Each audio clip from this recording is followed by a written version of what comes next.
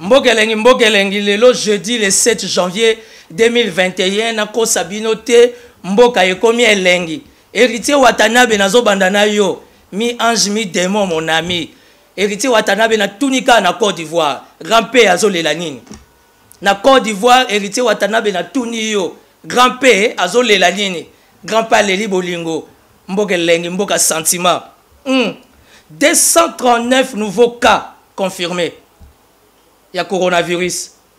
200 à Kinshasa, 21 au Congo central, 14 au Katanga, 4 na Nord Kivu, na Tunikak. Est-ce que corona est vraiment na mboko? Na Tunikak.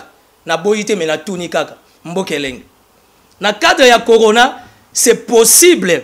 Na Tunikak na lema dilou bon anniversaire. Une jeunesse montante, un espoir nouveau na kata UNC. Alema dilou, dialou. Madilou, bon anniversaire. Na liaki na melaki na lembi ba invitation. Na tuni na ale Madilou ndeko na ngamoka munoko mboka. Ngunza di ngunza. Na lobi na yoki bazo confiné Kitambo, Gombe, Lingwala na Barumbu na tuni kaka. Est-ce que ça possible? Mbokeleng. Ngana zo tuna kaka. Le paludisme reste la première cause de mortalité en République démocratique du Congo, avec 13 000 décès enregistrés en 2009. On a tuni kaka. Elengi siko ya virus obino boyebi virus ngana liko lobelate po nazo banga nanga kuna mais nazo tuna kaka. Déjà une grande nation comme l'Australie est devenue le premier pays à abandonner le projet de vaccination anti-coronavirus qui a coûté près de 750 millions de dollars.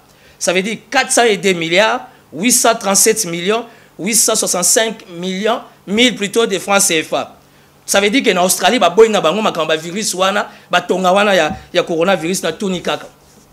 Mboka na biso ezo traverser ba moment ebele, ba autorité mingi ba bandi ko bela to komo mona molimo wana suspect. Bonne guérison à Richard Mouyej Manguez Mans. Na lobaki pona Richard Mouyej Manguez, bango nyonso ba sangani po ba koka na pointure ya chaussure à Jésus Christ. Mais ba koka te parce que le loi là-bas est derrière vous. Et voir même Kinshasa soutient la politique du gouverneur Richard Mouyej Manguez Mans. Na tuni kaka. Sami Badibanga est malade. Bonne guérison à Sami Badibanga. Qu'est-ce qui se passe au Sénat? Na zone souswana parce que les sens occultes, il y a Sénat, ils ont sous respecté na tuni kaka. Mbokeleng. Une décision impopulaire. Na cadre ya biso, bana Congo bakino to soutenir Fachi Beton, to poser question à Ram. Les ministres qui bassent à Maliba Mbokeleng, to tourna kaka. Ozo peut ces explications claires te ya Ram. Parce que tant que tu sommes à téléphone, prix à TVS à Ranakat. Mais qu'est-ce qui justifie Ram Fall sur 0,17 dollars, 1,17 dollars, tu tout nakak.